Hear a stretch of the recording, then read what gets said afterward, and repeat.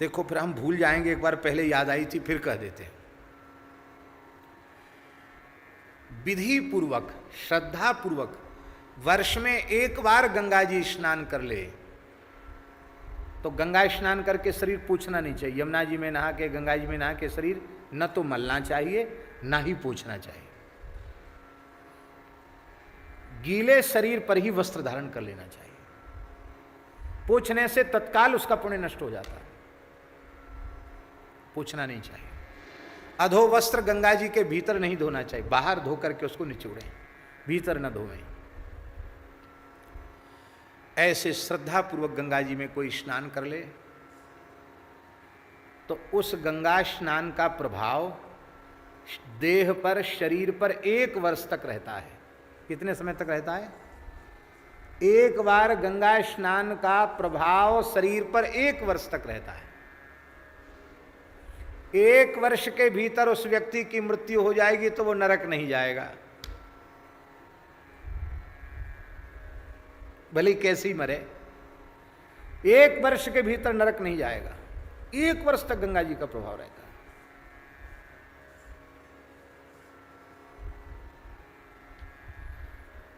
इसलिए गंगा जी में संभव होवे तो कम से कम 1 बार स्नान तो वर्ष में कर लेना चाहिए। पर कुछ लोग मन में सोच रहे होंगे हम तो वृंदावन से बाहर जाते नहीं, हमको आप कथा सुना रहे हैं। आज दीनबंधु दास जी कह रहे थे हमसे, बोले आपने काशी की महिमा सुनाई तो हमारे मन में आ रहा था कि अब सबका मन यही करेगा कि सब काशी में ही जाएं, वहीं बसें, वहीं मरें। इतनी महिमा आपने पदों में काशी की गादी कि सबका मन काशी की ओर चला गया। बोले हमने आनंद रामायण में अयोध्या की महिमा पढ़ी, राम जी बहुत अयोध्या की महिमा गा रहे हैं। तो ये महिमा का वर्णन इसलिए नहीं है कि मन को हम डुलावें, जो जहाँ है वहाँ निष्ठापूर्वक वहाँ का वास करें। ब्रजवास के संबंध में हम बता दें, गंगा जी का विशेष महात्म्य प्रयाग में है। गंगा अवनितल 3 बड़ेरे, उनमें एक बड़ा स्थल है प्रयाग। सतीर्थराजो जयति प्रयाग, गंगा जी का विशेष महात्म्य है प्रयाग में। क्यों? यमुना और सरस्वती का मिश्रण है गंगा जी में।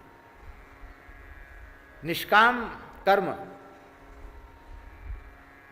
का प्रतीक श्री यमुना जी है, ब्रह्म ज्ञान का प्रतीक श्री सरस्वती जी है, और साक्षात भक्ति का स्वरूप श्री गंगा जी है।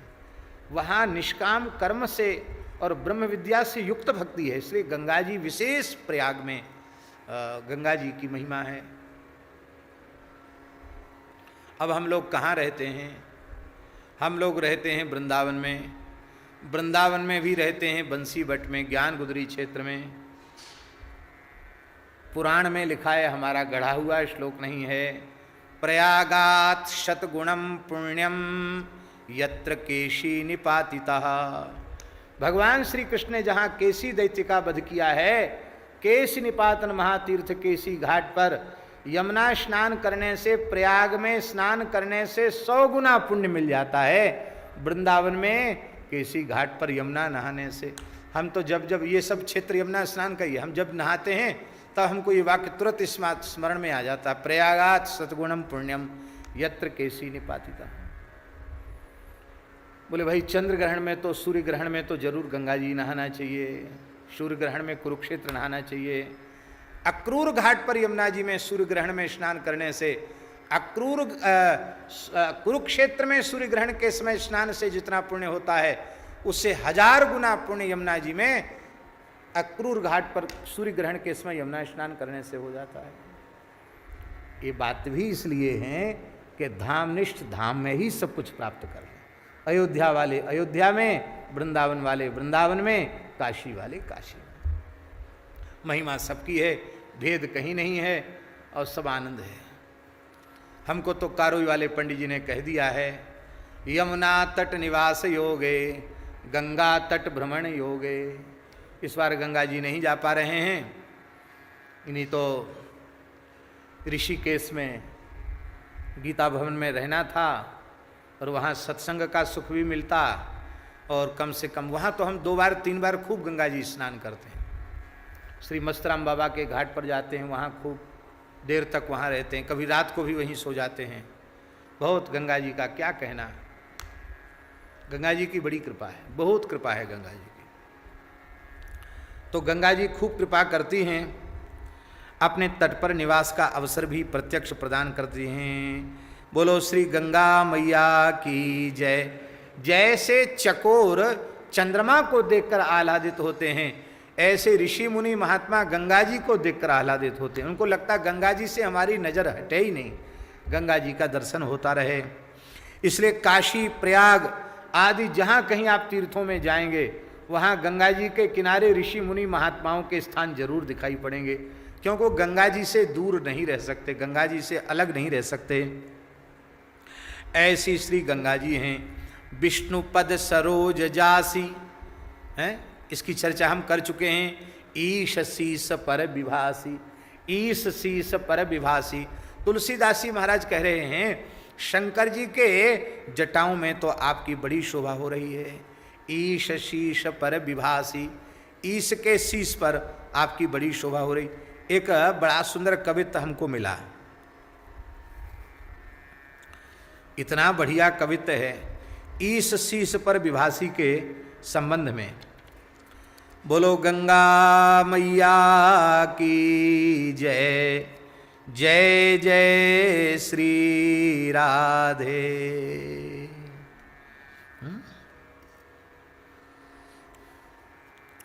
पद्माकर, पद्माकर कवि हुए कहें पद्माकर अखंड रास मंडल पे, पद्माकर की बड़ी सुंदर सुंदर रचनाएं हैं। तो पद्माकर जी ने शंकर जी की शोभा गंगा जी से बढ़ गई, इसके बारे में बड़ी सुंदर एक बात कही है पद्माकर जी ने अपने कवित्व में। इसको शंकर जी के दोषों में मत ले जाना। शंकर जी तो शंकर जी हैं, बाकी जो कहना चाहता है कवि उस आशय को समझना। बहुत ध्यान से सुने। लोचन असम अंग भसम चिता की लाई, तीनों लोक नायक सो कैसे कंठ हर तो। कहें पद्माकर बिलोक इमि ढंग जाके, वेदहु पुराण गान कैसे अनुसर तो। बांधे जटाजूट बैठी पर्वत कूट माही, महाकाल कूट कहो कैसे कै ठहर तो। पीवे नित भंगे रहे प्रेतन के संगे, पीवे नित भंगे रहे प्रेतन के संगे। ऐसे पूछते को पूछतो को नंगे, जो न गंग शीस धर तो। ऐसो पूछतो को नंगे, जो न गंग शीस धर तो। बोले शंकर जी की इतनी पूछ हो रही है इसलिए कि उन्होंने अपनी जटाओं में गंगा जी को चढ़ा लिया। लोचन असम, सबके तो 2 आंख होते, इनकी 3 आंख है, तो कुछ अतिरिक्त है कि नहीं। असम लोचन है, और शरीर में भी कोई बढ़िया अंगराग नहीं लगाते, चिता की भस्म लगाते हैं। और ऐसे विचित्र ढंग हैं इनके। तीनों लोगों के नायक हैं, फिर भी अपनी एक फूस का छप्पर तक नहीं इन्होंने डाला। कैसे तो इनका वेदेश गान करता, जटाजूट बांध के रखते हैं, कोई बढ़िया तेल फुले लगा के मांग काढ़ें, फुग्गा निकालें, सो भी नहीं, ऐसी जटाजूट उसमें राख भर लेते हैं। और खाने पीने का भी बढ़िया कोई प्रबंध नहीं है। महाकालकूट विष का आहार कर लेते हैं, और ज़्यादा कुछ हो तो भंग घोट के पी लेते हैं। संग में भी कोई बहुत अच्छे लोग नहीं रहते, भूत प्रेत उनके संग रहते हैं, और कपड़ा ही नहीं पहनते, नंगे रहते हैं। पर इतने होने के बाद भी इतनी पूछ शंकर जी की, इनके जितनी पूछ ब्रह्मांड में किसी की नहीं। बोले भैया ये नंगे की पूछ ही इसलिए हो रही थी, गंगा जी जटाओं में विराजमान है। बोलो गंगा मैया की। गंगा जी की स्तुति में ये तात्पर्य है। बोलो भक्तवत्सल भगवान की जय। बड़ा बढ़िया कविता लगा, इसलिए मैंने कहा कि इसको हम जरूर बोलेंगे। ऐसी ईश शीश पर विभासी, ऐसा सुंदर सुंदर वर्णन किया है कवियों ने। शंकर जी की जटाओं से गंगा जी उच्छलित हो रही है, चंद्रमा का मुकुट है, शंकर जी नाच रहे हैं, तो चंद्रमा की किरणें पड़ रही हैं गंगा जी के जल पर, और नाचने से वो जल छिटक छिटक कर ऐसे गिर रहा है। तो ऐसे लग रहा है माने चंद्रमाओं की बौछार हो रही हो भगवान शिव की जटाओं से। अथवा ऐसा समझो कि आकाश के तारे जो है ना, वो असंख्यों असंख्यों तारे ही गिर रहे हो नीचे, ऐसी शोभा होती है। आहा, क्या कहना, अद्भुत शोभा गंगा जी की है।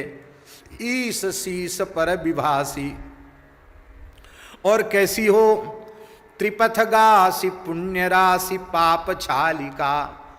त्रिपथगासी आपको बता दिया, आकाश धरती और पाताल तीनों मार्गों पर गमन करती हो, पुण्य राशि हो, अनंत पुण्यों की राशि आप हो। गंगा स्नान करने वाले के पुण्यों की सीमा नहीं रह जाती है। और पाप छालिका, संपूर्ण पापों का प्रक्षालन करने वाली हो, पापों को नष्ट करने वाली हो। विमल विपुल बहस बारी, बड़ा सुंदर निर्मल और विपुल जल आप में प्रवाहित होता रहता है। आपका जल स्वाभाविक शीतल है और तीनों तापों का हरण करने वाला है। आपके जल में कहीं कहीं सुंदर भंवर पड़ती हैं और बड़ी सुंदर तरंग होती है। उस तरंग मालिका से हे गंगा जी आपकी अपूर्व शोभा हो जाती है। हे गंगा जी, जहाँ जहाँ से आप निकलती हैं सब आपकी आरती करते हैं, सब आपकी पूजा करते हैं। पुरजन पूजोपहार, ध्यान में आई बात। वो ब्रह्म विष्णु पद में ध्रुव जी पूजा करते हैं, ब्रह्म पद में ब्रह्मा जी पूजा करते हैं, सप्तर्षि लोकों में सप्तर्षि पूजा करते हैं, फिर चंद्रमा पूजा करते हैं, सूर्य पूजा करते हैं, फिर देवराज इंद्र पूजा करते हैं, फिर धरती पर आती है तो गंगोत्री से लेकर गंगा सागर तक आपकी पूजा होती है। जहाँ जहाँ से निकलती हो सब जगह आपकी आरती, सब जगह आपकी पूजा होती है। शोभित शशि धवल धार, आपकी शशि धवल धार बड़ी शोभायमान होती है। श्वेत है गंगा जी का वर्ण, धवल धार बड़ी सुंदर शोभा होती है। और हे भगवती, आप संपूर्ण पापों का प्रक्षालन कर देती हो। दरस संपूर्ण पाप आपके स्नान से, दर्शन से नष्ट हो जाते हैं। क्या लिखा था महाराज जी ने टिप्पणी में? श्लोक बताया था ना, क्या लिखा था? श्लोक याद नहीं हुआ? लिखा, दर्शन से 100 जन्म के पाप नष्ट होता है गंगा जी के, आचमन से 200 जन्म के पाप नष्ट हो जाते हैं, और गंगा स्नान से 1000 जन्म के पाप नष्ट हो जाते हैं। एक बार गंगा 1000 जन्म के पाप भस्म। ऐसी गंगा जी की महिमा है। पाप छालिका, तरंग मालिका, ये सब हैं। और कैसी हैं? भव भंजन भव भार, ये भव भार का भंजन करने वाली हैं। अर्थात गंगा जी का सेवन करने वाला संस्कृति के चक्र में नहीं पड़ता।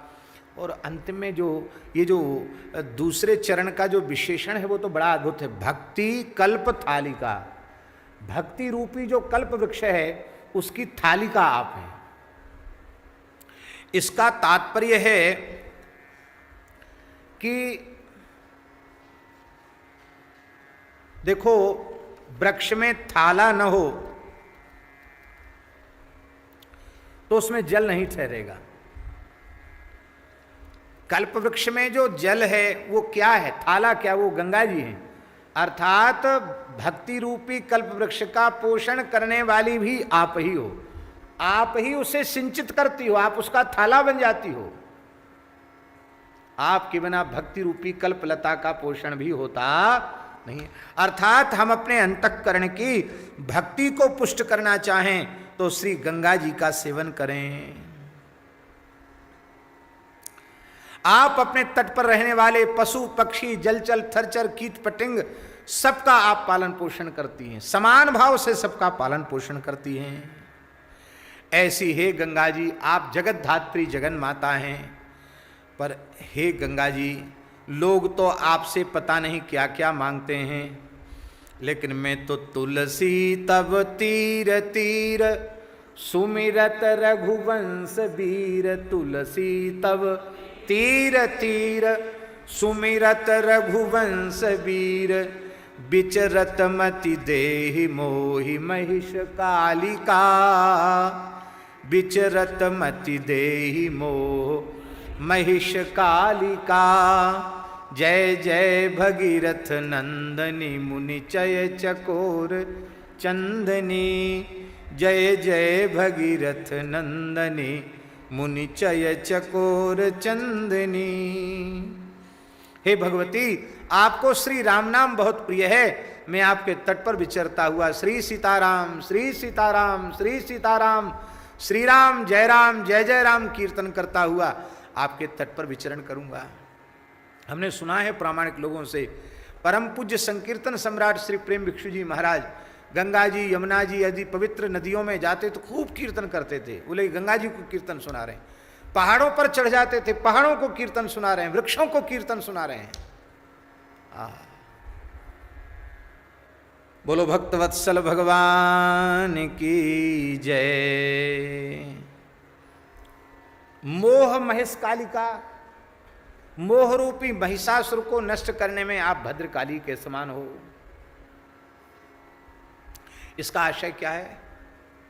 इसका आशय यह है कि ये मोह रूपी महिषासुर हमारे भीतर घुसा है, ये गंगा जी के सेवन से ही समाप्त होगा। गंगा जी ही इसे भस्म करेंगी और कोई भस्म नहीं कर सकता है इसको, गंगा जी ही। और मुसलमान धर्म के जो लोग हैं वो जमजम को बहुत महिमा गाते हैं। जहाँ जमजम नाम का पवित्र झरना प्रकट हुआ वहीं काबा है, वहीं काबा है। तो इस प्रकार से कहने का अर्थ है पवित्र जल की महिमा सब पंथों